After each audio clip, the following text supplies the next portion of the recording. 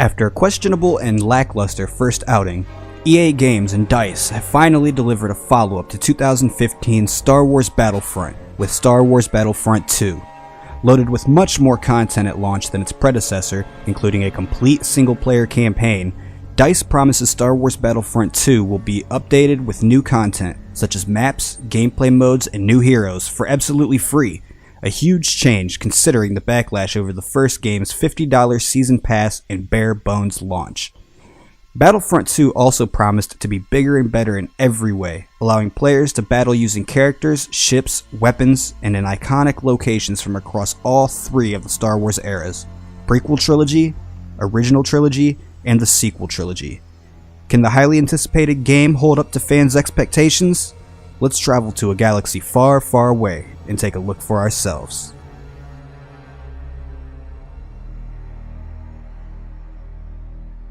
Star Wars Battlefront 2 does an amazing job of nailing the look and feel of the Star Wars universe, just like its predecessor. Whether flying through space as an X-Wing, storming the Royal Palace on Theed as a clone trooper, or cutting down enemies as Kylo Ren, Battlefront 2 completely succeeds at fully immersing players into the universe of Star Wars. Blaster fire, lightsaber sounds, and a scream of ships flying through the sky sounds exactly as it would in a Star Wars movie, and locations, characters, and weapons feel as though DICE took a significant amount of time studying them in order to deliver a real sense of authenticity that only pushes immersion further. Graphics are insanely beautiful while playing even on a launch model Xbox One, and it can be assumed it only looks better on PC, PS4, or Xbox One X. Facial models and motion capture are top-notch, really nailing the look of some of our favorite characters from the films. One small complaint, though, is some things in campaign just don't look good at all.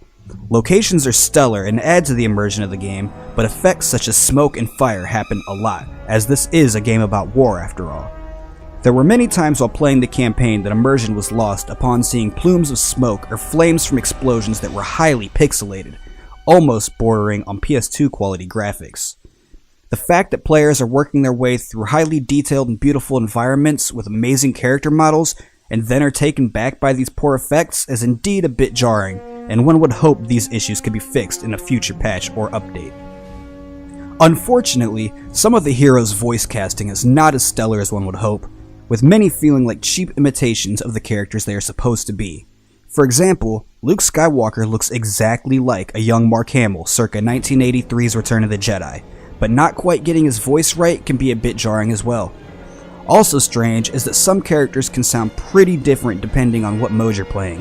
When playing on the ground, Kylo Ren sounds exactly how he should and does in the films, but once you summon and take control of his ship in Starfighter Assault, it's almost as if a completely different actor has taken over. Perhaps the most highly anticipated feature in Star Wars Battlefront 2 is the brand new single-player campaign, something that was sorely missing from the 2015 iteration. Thankfully, DICE listened to the fans and made it a point to include a campaign this go-around. This story is completely canon and furthers the narrative concerning what exactly the Empire was doing in its final months following Return of the Jedi. Focusing on Inferno Squad, an Imperial Special Ops team led by brand new character Iden Versio, the campaign takes us to locations both new and old in the Star Wars universe. Players also take control of some of the more iconic heroes in Star Wars lore for one-off missions in between playing as Iden. While it is fun to play as these heroes and see what they were up to at this point in the overall timeline of the universe, these missions seem to heavily bank on nostalgia and don't really push forward the narrative of Inferno Squad or Iden's story. One would not be remiss in wishing the developers spent more time focusing on Iden Versio's story instead of or in addition to these special missions. Speaking of Inferno Squad, the campaign unfortunately has extremely limited character development. For those who have read the canon novel Inferno Squad, you'll have a bit more attachment to these characters as they'll be more familiar with Iden and the rest of the squad, but unfortunately, you won't find much depth in the game's story itself. There were a few heartfelt moments in the campaign that truly didn't land as they should have, simply because these characters weren't given much to do in the way of making the player care about them. This is a problem that hopefully gets solved with the promise of story-based DLC that will be incoming in the future. Also unfortunate is that the story was highly predictable and provided no real surprises.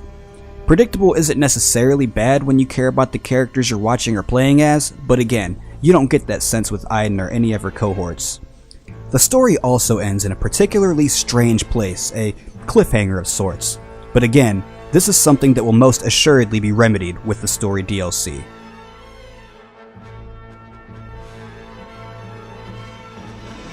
Multiplayer is the real meat of the Battlefront 2 experience, and in that aspect, it delivers, and it delivers extremely well. Launching with 5 multiplayer game modes and with the promise of more to come in future updates, Star Wars Battlefront 2 has a bit of everything. Blast is a gameplay mode that is essentially team deathmatch, offering 20-player matches on smaller variations of the game's larger maps. Like a one-team capture the flag based mode for 16 players, working pretty much like a one-team capture the flag mode.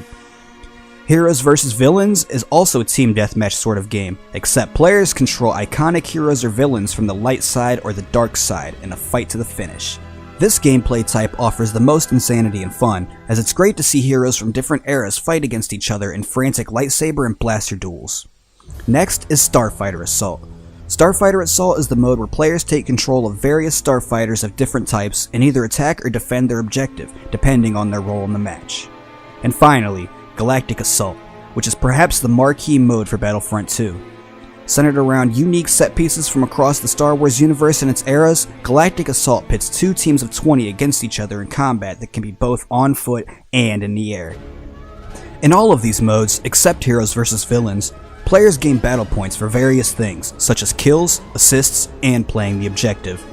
These points can be redeemed in order to respawn as heroes or villains and attempt to cut the other team down to size. Featuring awesome powers designed to give players the edge, heroes can turn the tide of battle if used well.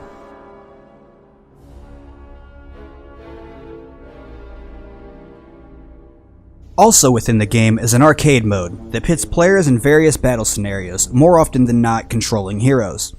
Each scenario has 3 tiers to it, becoming increasingly more difficult to defeat. Completing scenarios nets players with 100 credits they can use to purchase heroes or loot boxes containing upgrades for their multiplayer classes. These arcade missions are fun but offer little replay value and probably will be forgotten about once players finish them all, especially considering there's a cooldown timer on how many times you can play the scenarios and earn credits for them per day. This mechanic is strange, but according to DICE, this is to prevent easy credit farming.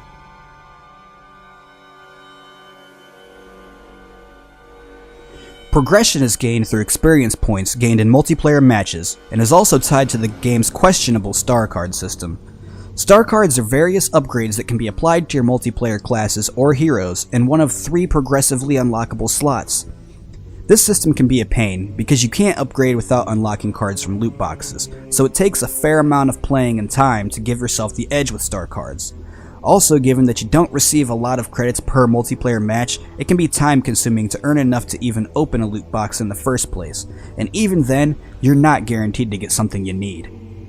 Granted, credits can also be awarded upon completing the campaign, arcade mode, and from completing daily missions and milestones.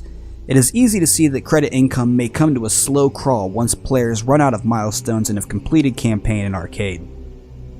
Also locked behind credits are heroes. At the outset of the game, a few heroes from the light side and dark side are available, but a fair amount are locked. This adds to a sense of achievement when players reach the needed amount of credits to unlock them, and it honestly doesn't take as long as one might think.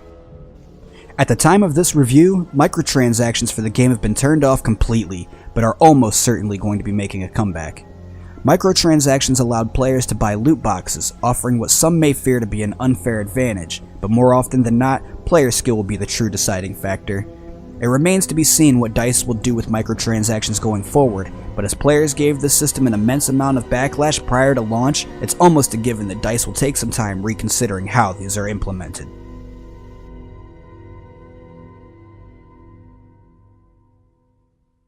DICE has delivered a memorable and possibly infamous game with Star Wars Battlefront II.